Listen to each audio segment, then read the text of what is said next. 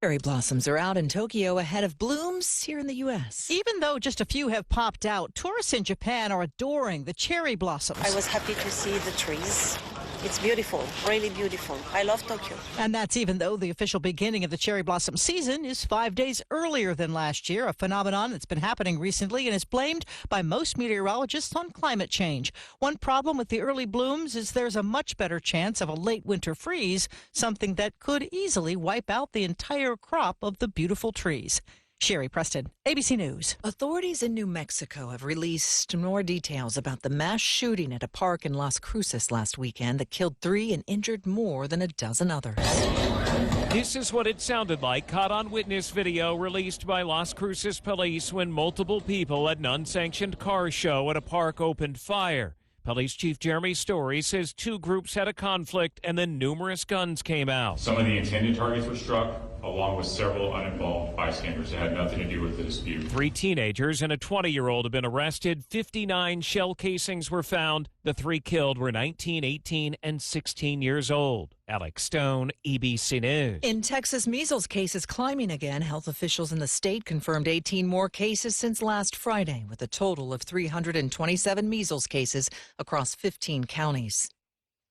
I'm Michelle Franzen, ABC News. Struggling with back taxes or unfiled returns? Owe the IRS $10,000 or more? With the IRS ramping up enforcement, taxpayers across the country are turning to tax relief helpers. Call 800-885-0622 now. End IRS stress today. Stop collection efforts, wage garnishments, and sleepless nights. Tax relief helpers can help you or your business settle your tax debt quickly and affordably. Call the Tax Relief Helpers hotline at 800-885-0622. That's 800-885-0622. Start your relief today.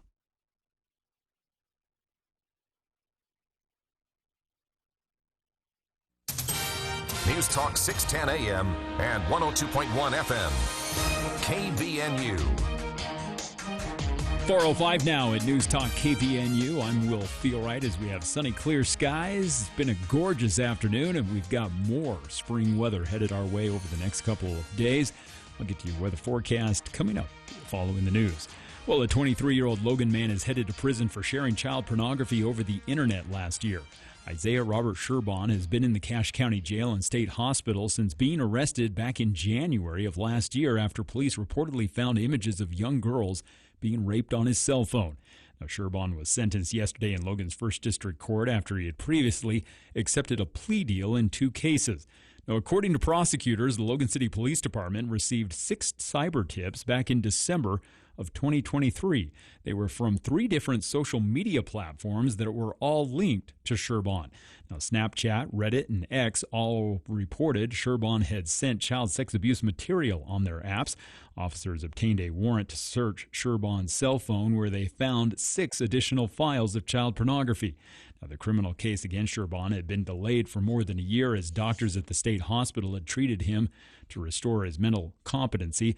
Judge Spencer Walsh said yesterday that he was concerned with the graphic type of material that Sherbon was sharing. He sentenced him to a term of 1 to 15 years at the Utah State Correctional Facility. And Governor Spencer Cox has vetoed a bill that reworks how property tax money goes to local schools. Now, most property tax money goes directly to local school districts. Senate Bill 37, which was sponsored by Senator Lincoln Fillmore, would take that money, put it in the state's general fund, and then distribute it to local school districts. Governor Cox told legislative leaders in a letter outlining his veto that it was a perception problem with the public and legal issues that were raised by Utah State Auditor Tina Cannon. Now, the governor said that the legislature was sending the wrong message about the value Utah places on education funding with the bill. It was something that he had spoke to before with reporters, noting that he was concerned about how the public would perceive the bill. The governor said that he was concerned about the narrative that he was hearing from many in the state who felt like state leaders didn't care about teachers and that they were adverse to education. Now, the Utah State Board of Education said it was happy to see the governor's veto on that bill. And a Green River apartment complex sustained serious damage after catching on fire early Sunday morning. Now, the Emery County Sheriff's Office reported that a deputy noticed smoke coming from the apartments around 8 a.m. on Sunday. Now, the complex is listed on Zillow being for sale, though authorities did not disclose whether anyone was inside when the fire started. The deputy contacted dispatchers, who then alerted Green River Fire and Emergency Medical Services. Upon arrival, crews said they were able to take immediate action, gaining control of the flames and preventing injuries. Photos of the aftermath show dense smoke and piles of debris from half of the structure. Authorities did not provide any estimated cost of damage, but they did say that the state fire marshal's office is now investigating the cause and origin of that blaze. Well, we've had sunny skies today, and that is going to continue through the rest of the afternoon as temperatures have been in the mid-60s today. Tonight will drop into the high 30s, and then heading into tomorrow, warmer weather likely as temperatures are going to get up into the low 70s. We'll stay in the low 70s for Thursday, then a chance of showers begins on Friday, and that will continue through the weekend and into Monday. News and weather this hour brought to you by Maple Creek Ranch. It's some of the most coveted land in Cache Valley, and they have just a few building lots remaining. Google Maple Creek Ranch if you'd like more information. And I'm Will Feelright with your KVNU News Update. KVNU's For the People show with Jason Williams begins next. Did you lose your fruit tree harvest last year? Don't let pests and disease take over again. Now's the time to protect your trees with Logan Extermination's Dormant Tree Spray Services. This time-sensitive treatment stops insects, insect eggs, and diseases before they start, keeping your trees healthy all season long.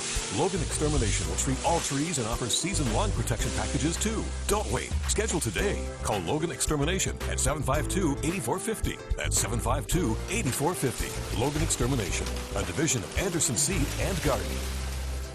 Breaking news and stimulating talk. News Talk KVNU, 610 AM and 102.1 FM. Alpine Home Medical, we bring wellness home. Is your mom or dad struggling to get in and out of their chair? Hi, I'm Jay Broadbent with Alpine Home Medical. We've seen it happen for years. As customers come into our store and they've had a recent fall, they're finally ready to ask for some help. Don't wait until you're injured. We have everything you need to avoid the fall before it happens. Now until the end of February, we're running a deal that we think you're going to love. When you purchase a lift chair, you can unlock 10% off your entire purchase. Get side tables, canes, shower chairs, walkers, and even ramps. We're open Monday through Friday. We've got stores from Idaho Falls to St. George and now in Tooele. Come into any one of our 11 locations and let us help you. Find us online at alpinehomemedical.com. Alpine Home Medical, we bring wellness home. KVNU's For the People with Jason Williams and Bill Walter. And it is Utah known as the fraud capital of the world. Not because we have more people committing fraud, but because we have so many people falling for it. Going beneath the headlines and connecting you to the newsmakers. The radio is a great way to get the word out to a lot of people in an emergency. So we thank you for your help and being a partner with us. For the People on News Talk KVNU, 610 AM, 102.1 FM, online at 610kvnu.com and on the KVNU mobile app.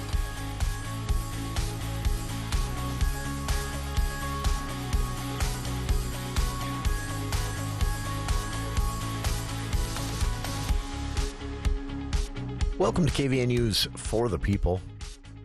It is bright and sunny and warm Tuesday afternoon.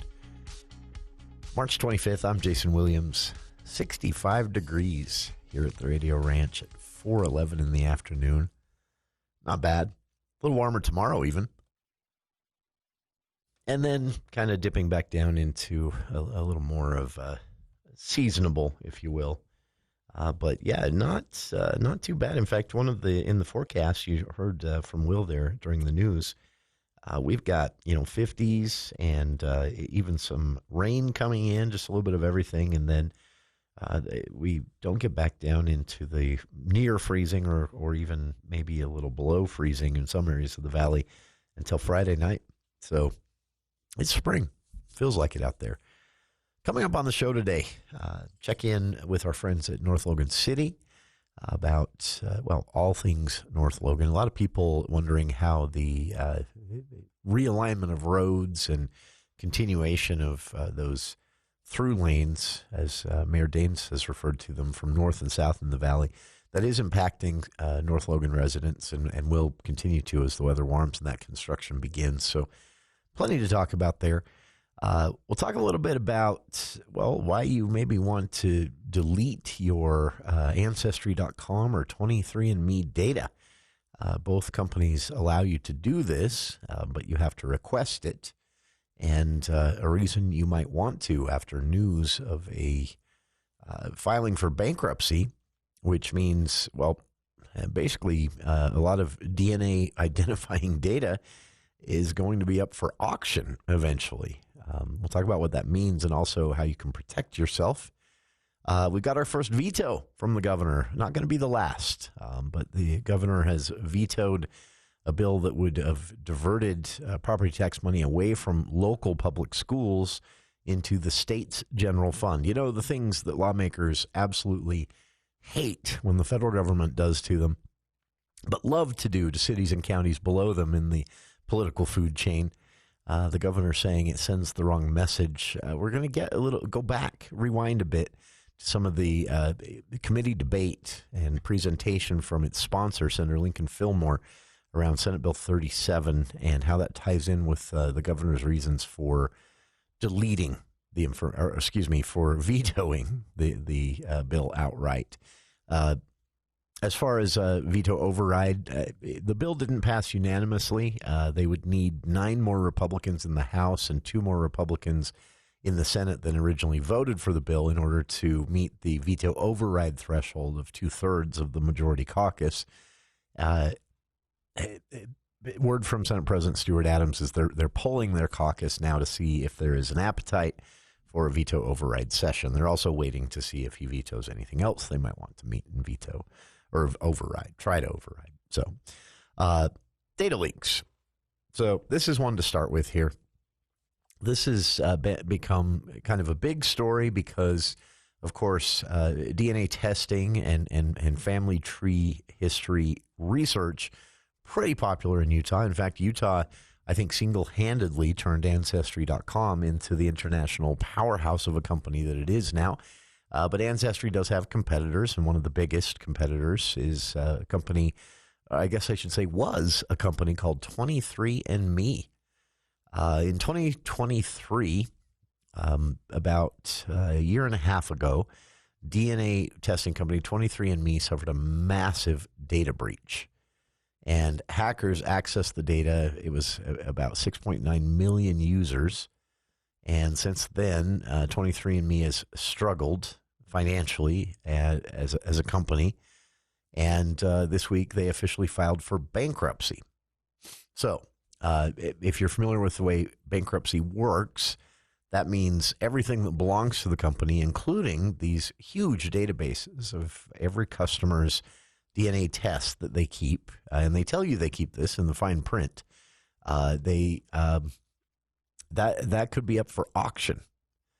Now, the company insisted that it will continue to safeguard that customer data, but Utah Attorney General Derek Brown, in a statement, is encouraging Utahns who have used the 23andMe service to get their data deleted. The Deseret News has a great write-up on some of the instructions on how to do that.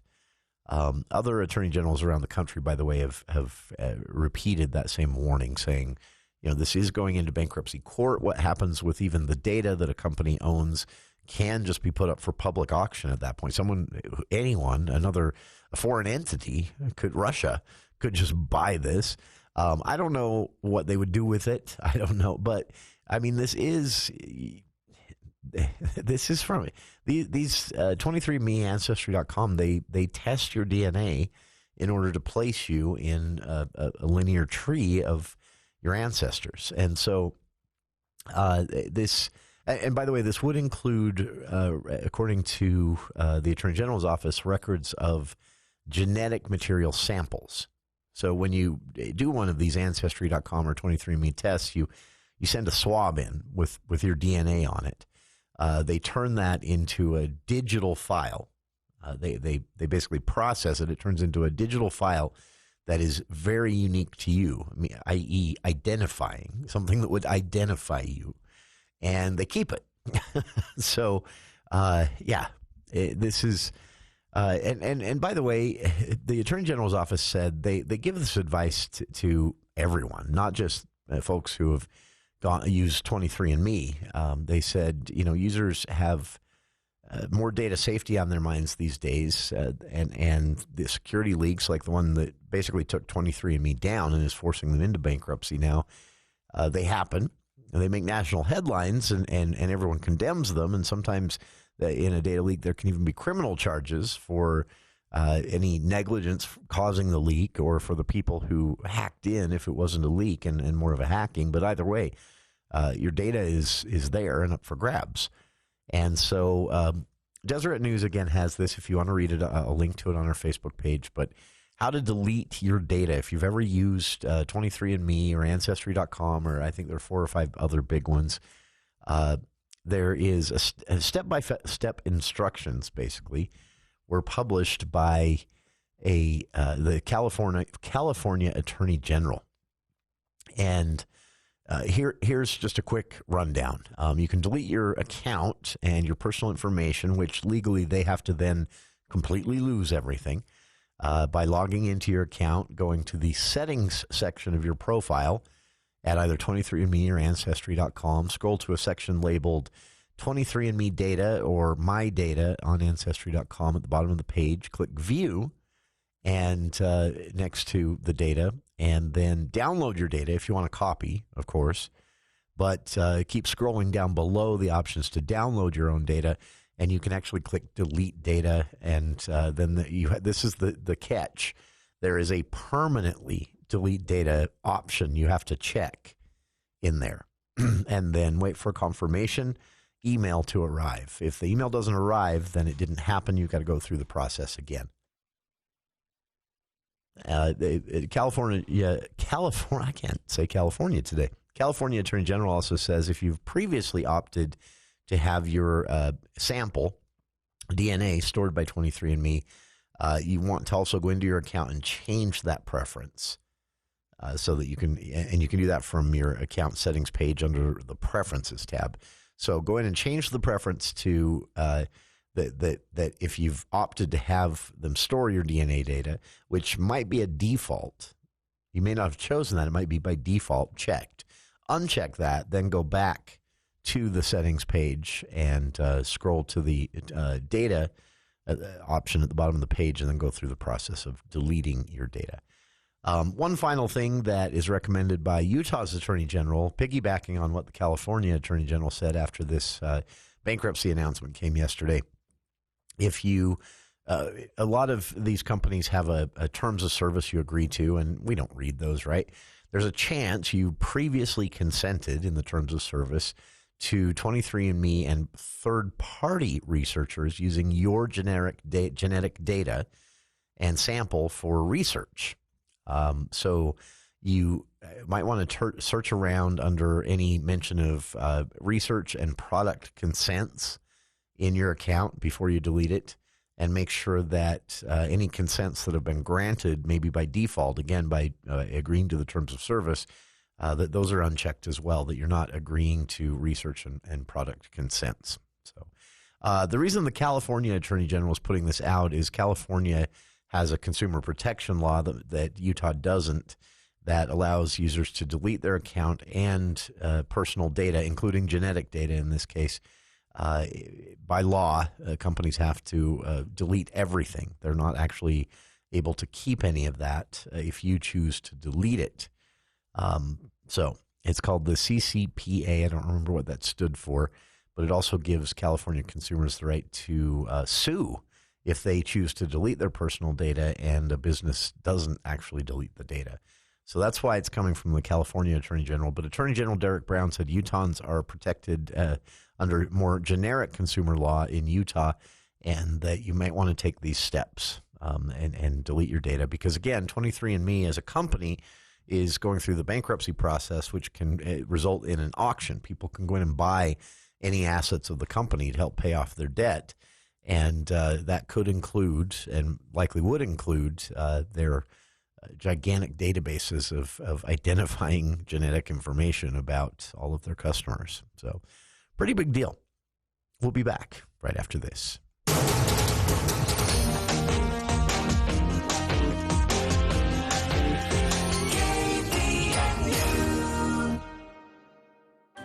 Whoever you are, young or a little gray, hop on Connect Transit. We're on our way. Wherever you're headed, work, school, or play, we'll get you there the easy way. No parking, no traffic, no worries, no fuss. Just sit back, relax, and ride with us. Skip the hassle, skip the drive. With Connect Transit, you'll arrive. Connect Transit. We're going your way. Visit rideconnectutah.gov to find your ride today. Cache Valley Chamber of Commerce invites you to attend the annual awards gala on Friday, March 28th at the Riverwoods Conference Center. Enjoy a wonderful evening with elegant dining and recognition of Cache Valley's outstanding businesses and individuals who not only lead in our community, but also serve, making Cache Valley such a great place to work and live. Don't miss the Cache Chamber Awards Gala, sponsored by the Bank of Utah. Friday, March 28th at the Riverwoods Conference Center. Reserve your seat at cashchamber.com or call 752-2161. Our 100th spring is right around the corner. After a long winter's sleep, the open road is calling. And Murdoch Hyundai can help you take those curves in style. Right now, during the Hyundai Getaway Sales Event, receive 2.99% for 6 years on Hyundai's full lineup: Santa Fe, Tucson, Elantra, and Sonata. And every new Hyundai comes with America's Best Warranty, a 10-year, 100,000-mile powertrain limited warranty, and owner's assurance. When you walk through our doors, you feel like family. At Murdoch Hyundai in Logan, Linden, and Murray, and online at murdochhyundai.com. Call 888-391-6083 or see dealer for complete details. Offer expires 3/31/25.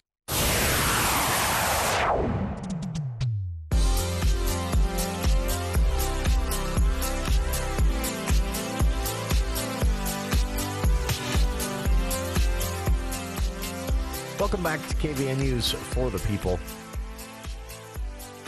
Before we get to the serious stuff, this veto from the governor, why he issued it, and what the bill itself was all about, which I think should continue, it should further throw fuel on the fire I'm trying to keep burning here, which is we should be concerned about how much power the state legislature is attempting to amass under their own umbrella. And this was a bill that basically would have taken money from local schools collected through the property tax systems and dumped it straight into the state coffers. Now, lawmakers said, we'll give the same money to schools. We just want to be the ones doling it out. Not many people bought that, and you shouldn't. There's another reason, I'm sure, and we could all speculate on that. But again, it's a concerning trend. To see the state legislature so eager to take power from local governments, municipalities and counties and school districts alike, while giving a lot of lip service to the importance of local control. We'll get to that. But before that, I wanted to point everybody to this. I've heard about this. I've never actually seen it, but it's just the coolest story. Rod Bohm at CacheValleyDaily.com with a feature this week and some great photography as well. That he got some actual skiers to help him out with, I understand. This is a profile of this Pine Creek ski area. It was built by cowboys for something to do. It's located in Cokeville, about 25 miles from Montpelier. And Cokeville has a population of about 500 people, give or take. Rod writes, and the town is known for ranching, cattle. It was the home of famous artist Minerva Teichert and the Cokeville Elementary hostage situation in 1986. You remember that?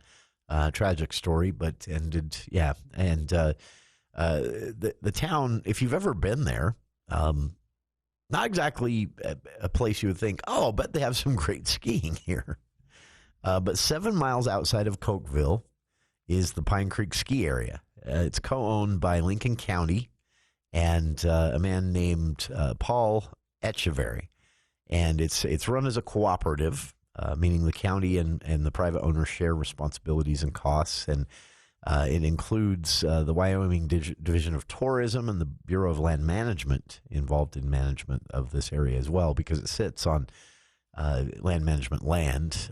But for about 50 years, Echeverry and his crew, his family even, have been operating this ski resort, literally. It's small, but it's there.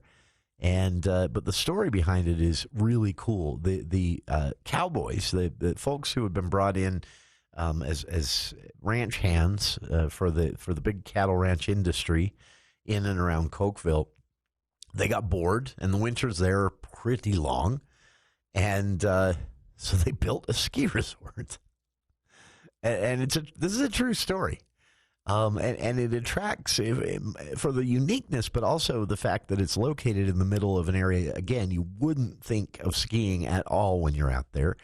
It attracts people from all over Wyoming and Colorado and even Utah and parts of Idaho to ski. It's sort of a little secret. It's not a secret at all. It's famous, but fewer people go there. And I talked to one skier myself years ago who went to Pine Creek, because they said despite the drive, it was easy to find a hotel room for the night after a day of skiing, even if you didn't have a reservation, and that it was there were so much fewer people on the hills that they could have a lot more fun. This was a guy that took his whole family up there twice every winter. So way long ago, Rod writes in the story, the earliest days of Cokeville itself, townspeople hauled the Cokeville train station up the hill in one piece to plant as the lodge for the ski resort. That's also a true story. It sounds unbelievable. In one piece, a bunch of people drug this train station up the mountain, put it and planted it at the top as a ski lodge. And it's, of course, been built onto since then, but they've maintained that original train station core. And then so nearby is also a hydroelectric plant. When the town moved away from hydroelectricity, the building was no longer used, and they transformed that into a place where the ski patrol is housed at Pine Creek. And, it has a vertical rise of 1,400 feet plus, which I didn't know, and about close to 650 skiable acres total. And they said they're packed every weekend. And there are 40 runs as well. So the tow rope originally was powered by an old Chevy truck engine. And the tow rope now has been replaced with a pretty fancy ABC one-seat chairlift. And way back in 2002, they added a 47 quad chairlift that they acquired when Park City Resort offloaded it. So, and they can get more people up the hill very quickly now. So they're open Friday, Saturdays, and Sundays, and holidays, that any holiday that falls on a Monday. And they're close, of course, open until the end of March this year. I don't know how the snow still is up there, but they'd probably have more than we do at this point, and a bit more at least. And they usually open each year in mid-December. So, yeah. March 30th is their close date. You've got 5 days to get up there if you want to go check it out. But kind of a cool story. A little spotlight on a lesser known, if you will, the Pine Creek ski area, about 7 miles outside of Cokeville, built by cowboys who got bored in the wintertime waiting for their ranch jobs to fire back up in the good weather. And they built a ski resort. And the townspeople loved it so much that they all got together and drug the old train station up the hill to use as a lodge. All right, this is a cool story, and some great photos in the story as well at CacheValleyDaily.com. All right, on the other side, back to the serious stuff. Why did the governor veto Senate Bill 37, a change in property taxes that meant property taxes collected meant for local schools would not go directly to local schools anymore? They would go into the state's big general fund, and then lawmakers, the state, would dish out the money. Lawmakers promised they would dish out the same amount, so everyone said, okay, so then why this change? And that's where some of the excuses got a little hinky and stretched thin. I'll tell you the answer in advance before we get to some of the audio of testimony for the bill from back in the session and the governor's words on the veto today. Short answer, the state wants more power over local governments, school districts, and even counties. And it should concern everybody. And we'll talk about it. The governor's announced veto today after these headlines with KVNU's Will Feel Right.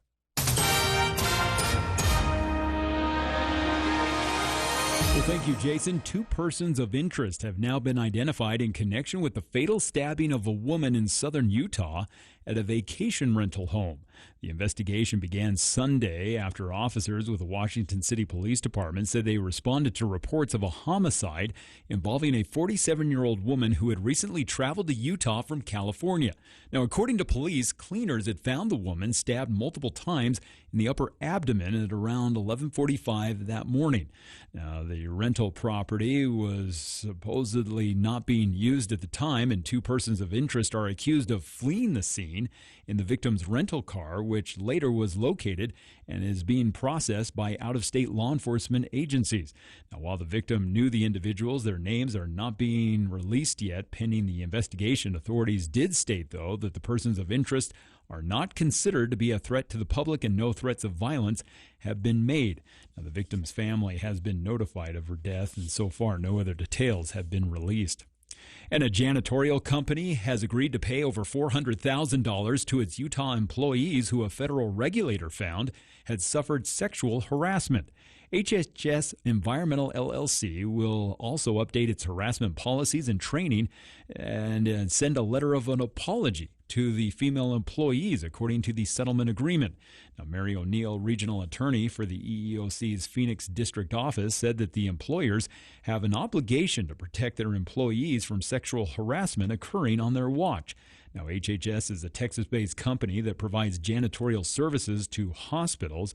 Now, according to the case, the complaints had included a male HHS worker commenting about a co-worker's body and touching her without permission.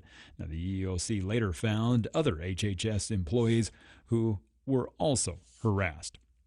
And a man and his mother are now facing felony charges of allegedly kidnapping a 10-month-old boy in Vernal. Caden Ray Jensen, a 29-year-old, was arrested on suspicion of child kidnapping and other offenses, while his mother, Carly Yates, a 48-year-old, was also arrested for similar charges. Now, according to the Vernal Police Department, on Sunday, an officer responded to an area on report of the possible child kidnapping. Now, the caller had said that Caden Jensen had taken her 10-month-old son and then fled in a black Chevy truck. Now, she said that she and Jensen were in a verbal argument when his mother, Carly Yates, grabbed the baby. The woman said that she had tried to get into the truck as the window was partially down but was unsuccessful. Now, she was hyperventilating and crying, according to the arrest affidavit. When officers were on the scene, they got word that another police officer had found Jensen and Yates with the baby in Naples. Jensen told the officer that he and his mother were trying to get the baby out of a bad situation. The officer asked Jensen if he had been using any illegal substances such as marijuana or THC, but he had denied that. But THC vape pens were later located in that truck. Jensen and Yates were both booked into the Uinta County Jail. Well, weather-wise, we've enjoyed sunny skies today, and now temperatures should be dropping to around the high 30s overnight tonight. Now, tomorrow we'll see even warmer temperatures with highs in the low 70s. Same forecast for Thursday. Increasing clouds, though, Thursday night, and that's what will bring in a chance of some showers that will begin. And that's going to continue Friday, Saturday, Sunday, and into Monday of next week.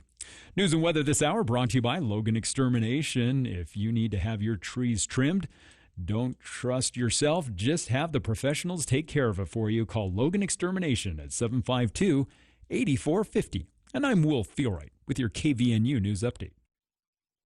ABC News, I'm Michelle Franzen. After a journalist was accidentally included in a high-level text chat on U.S. strikes in Yemen, President Trump defended his national security team, saying they did not include classified information.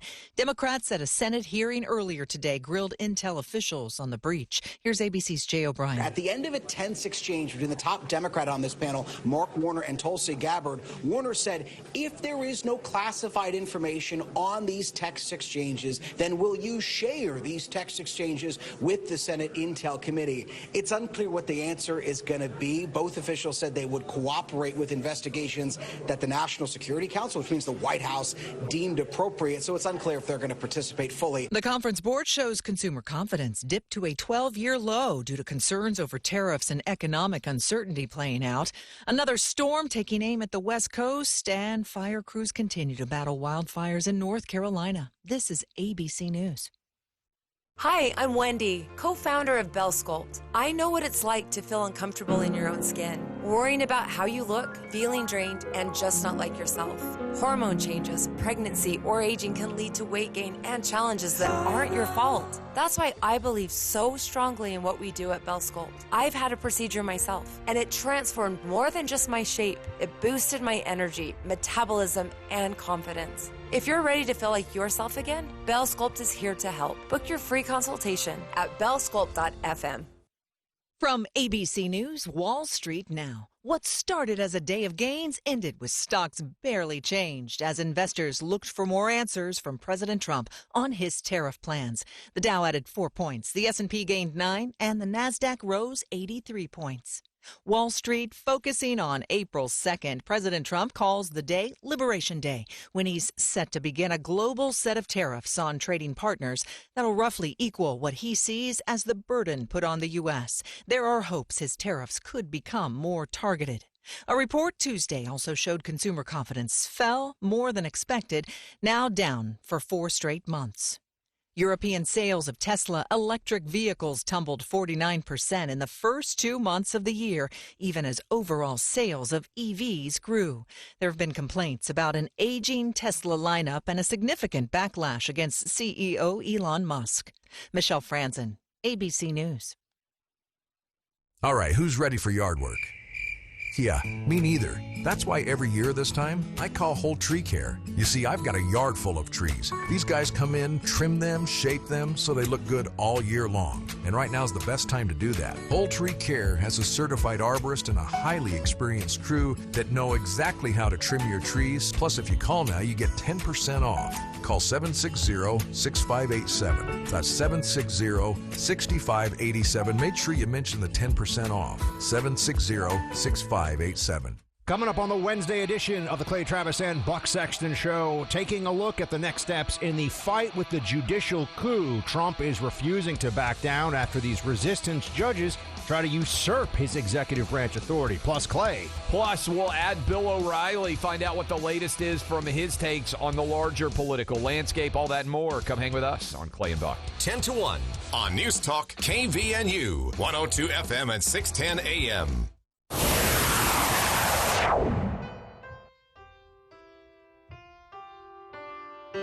There's nothing you can do to turn me away. Welcome back to KVNU's For the People. Governor Cox's first big veto after the legislative session. We're coming down to the wire on these, by the way. He's under pressure to veto a bill that bans pride flags in government buildings in Utah for reasons. I didn't follow the debate on that one, but he's under some pretty intense pressure to veto that one. And he is under some intense pressure to veto he won't, but to veto a bill that gave the legislature a little bit more power over the judiciary. That one, he was part of the negotiations on that one, toning it down, so he's not going to veto that one. But this one, he was getting a lot of pressure for as well, and he did announce a veto yesterday. Governor Cox has vetoed Senate Bill 37. This was a controversial move by the legislature that didn't really get the attention it probably deserved. Although after it was passed by the lawmakers in the House and the Senate, they did get a rebuke from the state's own education board. And board member Sarah Real, in response to the announcement of the veto yesterday, issued this statement saying, "I'm grateful the governor was thoughtful and considered the Utah State Board's request to veto Senate Bill 37 when folks on the opposite sides of the political aisle and policy spectrum can come together united against a bill. It is a clear sign it needs to be reconsidered," referencing the fact that both conservative and liberal groups in Utah were opposed to this bill. So what did it do? Senate Bill 37 basically changed the way property taxes collected by the state were distributed to school districts. Governor Cox, in his statement yesterday, said right now Utahns are correctly told by their government that their local property tax dollars are going to fund their local schools. And Senate Bill 37 would have been a clear departure from that. Senate Bill 37 would have basically taken all property taxes collected in any jurisdiction around the state and put them all into the state general fund, which state lawmakers spend from directly. And the promise made when this was being debated is, look, we're going to give the schools the same amount of money, and so which led people to obviously ask, well, okay, why does this change need to be made then? I mean, is this literally just about the legislature calling all of the shots? And I'll spoil this one. Yes, this is about the legislature calling all of the shots. They want to, in a down year, maybe a recession year, they want to be able to shortchange schools for a year and use that money for other things. And then in a boom year, the economy's doing great, state's getting a lot of revenue, then they make good on the shortchange from the previous year. It's opportunistic budgeting is what it's called, and it always catches up to you because sometimes you have multiple down years, and how long can you kick that can and underfund the schools? It's great, I think, that Utah has so many mechanisms that tie lawmakers' hands as far as education spending, especially. We have a constitutional amendment, which lawmakers have tried 3 times now to undo, and been shot down twice by voters. Last year, the courts basically said, well, you can't be dishonest in your ballot language, so you got to go back to the drawing board on your 3rd attempt to undo this constitutional provision. But the Constitution of the state, at the time being at least, still says lawmakers have to fund education with any income tax money collected has to go to fund education. Lawmakers want to do away with that so badly. And they've been thwarted twice by voters and one time by the Constitution last year. They won't give up on this one. But again, it's this trend that I am constantly, I sound like a broken record to myself even, but I want to get people more concerned about this because we've seen the legislature over the last just under a decade take as much power as they can from the governor and the executive branch. Take as much money. They took power from the Attorney General's office. Said, nope, that's our power now.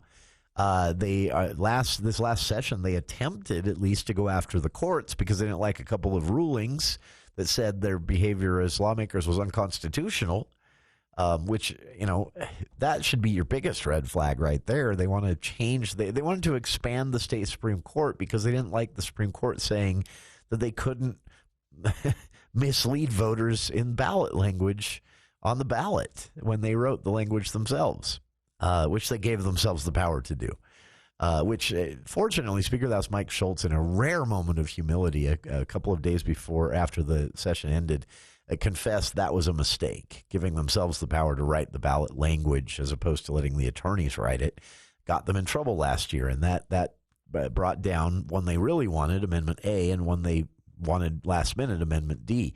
Both were ruled moot by the courts on the ballot because they said the ballot language was deceptive. Voters wouldn't know what they were voting for or against. Exact quote there from the Supreme Court's ruling backing up a lower district court.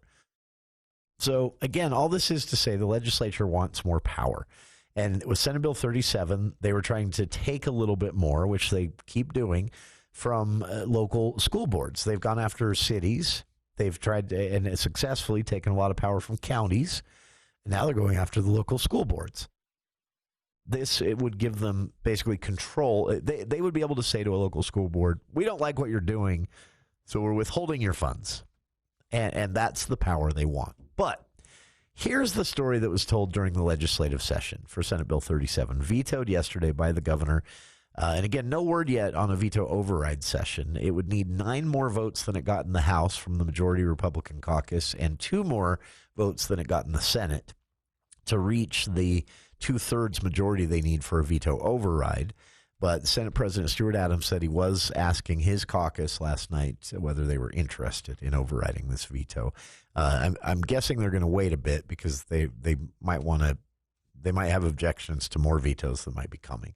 But either way, here is what Senator Lincoln Fillmore, the sponsor of this bill that would have taken the property tax collected by the state, or excuse me, by local school boards districts that goes directly to local schools and dumped it into the state's general fund for the legislature to distribute later. Here is how Senator Lincoln Fillmore sold it in the committee hearing, where it was, well, getting picked apart pretty aggressively. But complicated in a good way. In most of the country, property tax funds the vast majority of public school budgets. In Utah, that's not true.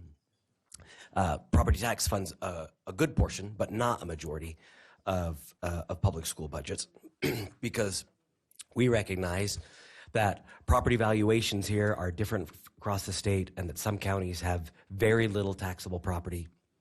So many years ago, we instituted the weighted pupil unit. We levied income tax specifically to fund education. And then the weighted pupil unit is really a way to make sure that every county in the state is able to levy sufficient revenue to educate the kids inside their school district. But the way that it works still puts some school districts at a tremendous disadvantage because of the assessed value of their property and the number of students that live in their school district. And those two facts are inversely correlated, so that the lower your assessed values are, the cheaper homes are. And that's where young families with kids tend to buy property. And so school districts with the least ability to generate revenue are the most attractive from a home price standpoint to families with kids. What Senate Bill 37 tries to do is recognize this fact, and then one other fact, that because we have such a broad range, right, we've got Tintic on the one side that has whose assessed value per student is close to zero, Park City on the other side, where the assessed value per student is in the thousands, like the tens of thousands of dollars. We recapture from some districts and then give that money to others, and that kind of treats Park City as an outlier. But as our marketing for our wonderful state in tourism does better and better, our ski resorts do better and better, our national parks are doing better and better, our lakes are doing better and better. And at the same time that our birth rate is falling, so the school population is overall falling, we're finding ourselves in a situation where there are more districts moving towards the line where they would be subject to recapture. And so Senate Bill 37 does two things. Recognizing, we basically put all districts on recapture. That is, they're levying the basic levy property tax that the state tells them to levy in order to participate in the minimum school program. So rather than just collecting that from one district, we will collect it from all, distribute it back to them. This bill really just sets up a structure, but we'd like to be able to get to the point where we could use this as a tool to further equalization. But Senate Bill 37 as drafted just sets up that structure, captures the revenue at a state level, so we're treating all districts equally, and then distributes it right back to them. So that was lengthy. And let me first say, I believe Senator Fillmore is sincere in that presentation. But make no mistake about it, what they're basically describing in that committee hearing for this Senate Bill 37 bill before it was voted on and during the session did pass is centralization. They're saying that school districts are not funded equitably because they're so dependent on local property taxes, and in some areas property is cheap, in other areas property is not cheap, and so some school districts have a lot, some don't. But what he left out is that the state has something called the minimum school program that they've defined themselves, which in these areas where property is cheap and property taxes therefore collected by the school district are come to a lower total amount, the state picks up the rest because there is this dead set in statute minimum school funding program that says, every school gets a certain minimum funding. This is what they need to do, just the basics. And if the property taxes any given year don't add up to that, the state picks up the rest. So no school is left out by the current system. But I do think Senator Fillmore is sincere in saying that they're trying to bring more equitability to this. But what he's leaving out again is they're also trying to directly involve the state in this. If Senate Bill 37 hadn't been vetoed by the governor, or if lawmakers override this, school districts would have to deposit the property tax revenue into Utah's general fund, and then the state, instead of that money just going directly to the school districts as it does now, the state would then pay the districts the minimum per student funding still, but local property taxes could also be, so here's the kicker. In an area like, say, Park City, where property taxes make up a lot of the, or more at least, than in other areas, the school district's financial needs, that money then becomes just general fund money. So another way to put this is a way to raise taxes, or raise revenue, rather, by the state lawmakers, to raise revenue so they have more money to spend without them ever having to take responsibility for raising taxes, because that responsibility would still fall on the school districts. So the school districts would still be the ones that have to launch the property tax increase, have the truth in taxation meeting, but the money would go to state lawmakers, and anything in any given year that was above the minimum school program basic needs, lawmakers would have some flexibility with that. This is honestly a way for the state to glom up more revenue and make the government entities below them, cities, counties, and in this case specifically school districts, responsible for the bad news when a tax has to increase. And that's what Senate Bill 37 was all about. The Governor Cox was way nicer than I would have been in his rendition of this whole thing. He said, this sends the wrong message. It makes us look like we're playing games with education, and the public's already really worried about us doing that after last year's the two failed constitutional amendments, the attempts at least at those. Cox sent a letter to Senate President Schultz and House Speaker Schultz and Senate President Adams, and he noted that the U.S. Board of Education wasn't the only large group that asked, or noteworthy group that asked him for a veto. He said that in addition to the Utah State Board of Education request that he veto Senate Bill 37, the state auditor had requested it, Tina Cannon. Utah School Boards Association and the Utah School Superintendents Association had also requested a veto, and Cox said all this combined led to his veto. So again, and in his statement, he said it's not entirely clear whether these property taxes, once they land in the general fund, still carry the restrictions that have always protected them for education use. They don't. That's why they wanted them in the general fund. They can spend that on anything they want. Without that clarity, future legislatures could easily redirect those funds to other priorities and away from Utah school children. So the governor gets it. He's just nicer than me. I'll put it more bluntly one more time. They want more of your tax dollars to spend on what they want to spend on, but they don't want to have to raise taxes to do it. So expect the legislature to keep trying to come up with gimmicks like this, to collect more revenue into the state fund so they can spend more money, but put the responsibility for raising taxes on cities, counties, and school districts. Yeah. We need to start calling them out on this stuff. We'll be back right after this. News Talk 610 AM, 102.1 FM, KVNU.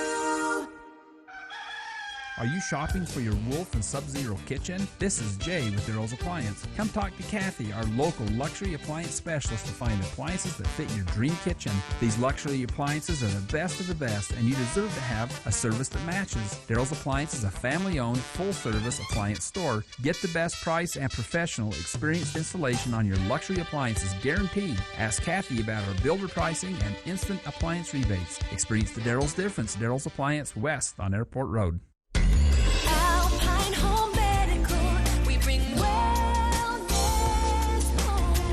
Is your mom or dad struggling to get in and out of their chair? Hi, I'm Jay Broadbent with Alpine Home Medical. We've seen it happen for years. As customers come into our store and they've had a recent fall, they're finally ready to ask for some help. Don't wait until you're injured. We have everything you need to avoid the fall before it happens. Now until the end of February, we're running a deal that we think you're going to love. When you purchase a lift chair, you can unlock 10% off your entire purchase. Get side tables, canes, shower chairs, walkers, and even ramps. We're open Monday through Friday. We've got stores from Idaho Falls to St. George and now in Tooele. Come into any one of our 11 locations and let us help you. Find us online at alpinehomemedical.com.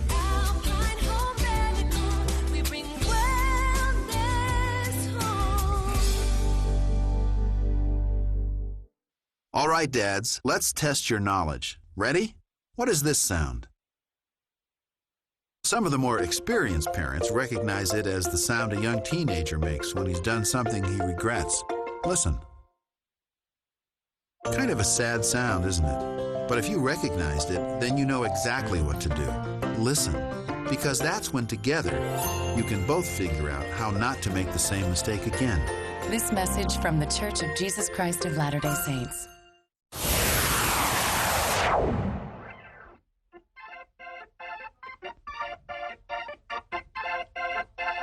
Wrapping up hour one of today's show, but hope you'll stick around. Hour two kicks off with North Logan Mayor Lindsay Peterson, a spotlight on North Logan, including some inevitable construction probably coming to North Logan this summer. Well, definitely coming to North Logan this summer.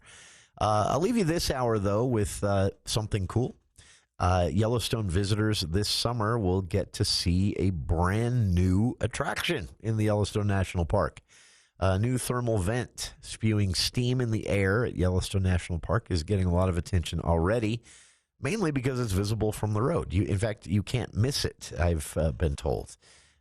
So what is this all about? Well, this isn't new to Yellowstone. It's just usually not where we can see them. And the thermal feature is about a mile north of the Norris Geyser Basin. If you're familiar with Yellowstone, you know where that is. It was first spotted by scientists last summer, but then it kept getting bigger and bigger. And by the way, it's a 170-degree steam coming out of this vent. Don't touch it. It's at the base of a wooded hill, and it's in just a thin coat of gray mud, scientists said.